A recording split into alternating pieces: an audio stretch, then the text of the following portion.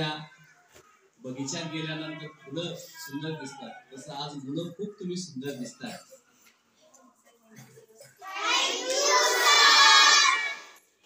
आज डॉक्टर बाबासाहेब आंबेडकर यांचा महापरिनिर्वाण दिन आहे. बाबासाहेबांना त्यांच्या मरणोत्तर आपल्या भारत सरकारने भारतरत्न या पुरस्काराने सन्मानित केलेला आहे. बाबासाहेब यांचं नाव घेतल्यानंतर आपल्याला लक्षात येतं की बाबासाहेबांनी आपल्याला संविधान दिलं. संविधान म्हणजे काय, तर आपल्या देशातला कायदा दिला. आपण राहावं कसं, आपले हक्क काय, या संदर्भात सगळी जाणीव ज्या पुस्तिकेमध्ये आहे त्या पुस्तिकेचं नाव आहे संविधान. आणि हे सर्व लिहिण्याचं काम डॉक्टर बाबासाहेब आंबेडकर यांनी केलेलं आहे. सर्वसामान्यांना त्यांनी हक्क दिला जगण्याचा, राहण्याचा आणि या भारतामध्ये वावरण्याचा. यामुळे डॉक्टर बाबासाहेब आंबेडकर हे ग्रेट आहे. याही पेक्षा तुम्हा मुलांना सांगताना मला एक विशेष आनंद वाटतो की बाबासाहेबांची त्यावेळेची परिस्थिती, म्हणजे बाबासाहेब ज्या घरामध्ये जन्मलेले होते त्या घरची परिस्थिती अतिशय वाईट होती. आर्थिक परिस्थिती नाजूक होती, कमकुवत होती. आणि त्यावेळेस दलितांना शिक्षणाचा अधिकार त्यावेळेसच्या लोकांनी हिरावून घेतलेला होता. बघा, बाबासाहेबांची ही गोष्ट खूप महत्वाची आहे की आपल्याला शिक्षणापासून कुणीही हिरावू शकत नाही. तुम्हाला जर कुणी सांगितलं की शिक्षण शिकू नका तर तुम्ही थांबणार का? व्हेरी गुड, तुम्ही हुशार आहात, बाबासाहेबांच्या विचाराचे पाईक आहात. बाबासाहेब म्हणले, अरे मला शिकू नका, शिक्षण घेऊ नका असं सांगणारे तुम्ही कोण? मी शिक्षण घेणार आणि एवढं शिक्षण घेणार की भारतामध्ये आतापर्यंत कुणीही शिक्षण घेतलं नाही, एवढं मी शिक्षण घेणार. म्हणून ते भारतातलं शिक्षण घेतले. पण भारतामध्ये उच्च शिक्षणाची सोय त्यावेळेस नाही. तिथं सोय होती. कोलंबिया विद्यापीठामध्ये ते गेले आणि कोलंबिया विद्यापीठामध्ये तिथं ते राहून अभ्यास करू लागले. आता बघा, आपण रात्री झोपतो, दिवसा शाळेत जातो. बाबासाहेब दिवसाही जायचे कॉलेजमध्ये आणि रात्रीच्या रात्र ते अभ्यास करायचे. 24 तासापैकी 21 तास ते अभ्यास करायचे. त्या कोलंबिया विद्यापीठामध्ये, त्या विद्यापीठातलं जे ग्रंथालय आहे ना, त्या ग्रंथालयात टपाल येण्याच्या अगोदर, त्या कॉलेजचा शिपाई येण्याच्या अगोदर त्या ग्रंथालयाच्या दरवाजापाशी जाऊन बाबासाहेब थांबलेले असायचे. कारण त्यांना ग्रंथ वाचायचे होते, मग पुस्तकं वाचायचे होते, ज्ञान घ्यायचं होतं. जेव्हा तो शिपाई दार काढायचा, ग्रंथपाल आत यायचा, बाबासाहेब पटकन यायचे आणि पुस्तकं वाचत बसायचे. पुस्तकं घेण्यासाठी त्यांच्याकडे पैसे नव्हते, तर काय करावं बाबासाहेबांनी? पुस्तकच पाठ करून टाकली. सगळी पुस्तकं पाठ करून टाकली, आपल्या डोक्यामध्ये साठवली. त्यांना कुठल्याही पुस्तकातलं काही विचारलं की सहज सांगता येत होतं. कारण का? पुस्तकं विकत घ्यायचं त्यासाठी पैसे त्यांच्याकडे नव्हते. आणि ते सकाळी एकदा ग्रंथालयात बसले की ते ग्रंथालय बंद होईपर्यंत त्या ग्रंथालयातून उठायचे नाही. दुपारी सुद्धा ते घरी जेवायला जायचे नाहीत. आणि मग त्यांना भूक लागत नव्हती का? तर लागत होती. पण त्यांची भूक ज्ञानाची होती, त्यांची भूक अभ्यासाची होती. आणि मग ते बसायचे आणि आपल्या खिशामध्ये ब्रेडचे छोटेसे तुकडे ते ठेवायचे.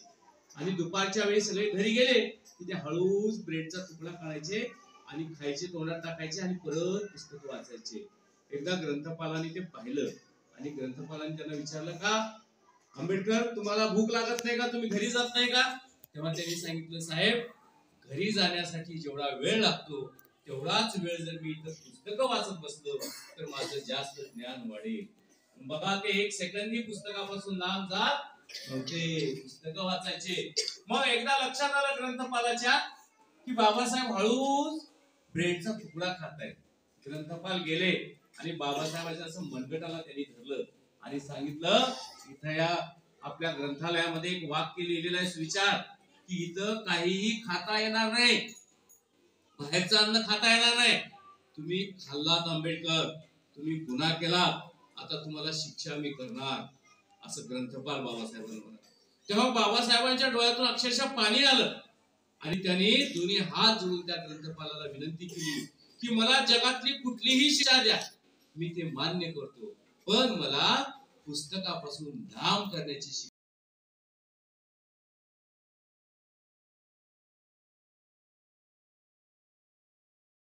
वर्षाचं शिक्षण बाबासाहेबांनी 2 वर्ष 3 महिन्यामध्ये यशस्वीरित्या पूर्ण केलं.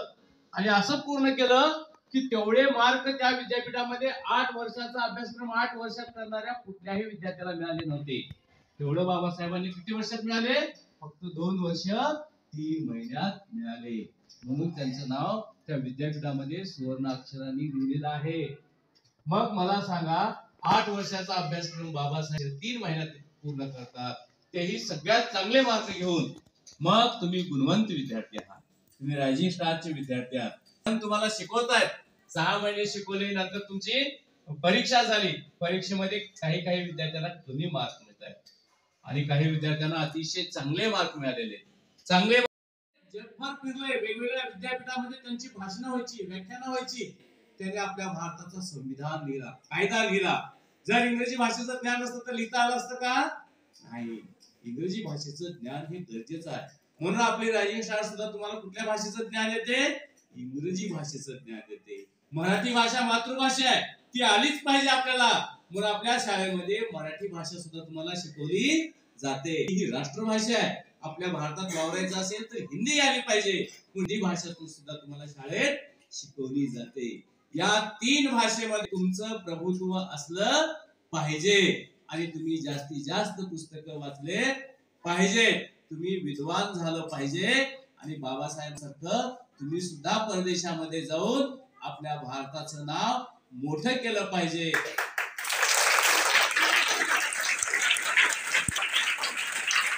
तुमचं नाव मोठं झालं की आपल्या देशाचं आपोआपच होईल नाव मोठं, है ना? आणि आपल्या देशाचं झालं की आपल्या पुण्याचं आपोआपच होईल नाव मोठं. पुण्याचं झालं की तुमच्या घरच्याचं आपोआप मोठं होईल नाव, आणि घरच्याचं झालं की आपल्या शाळेचं आपोआपच मोठं नाव होईल, है ना?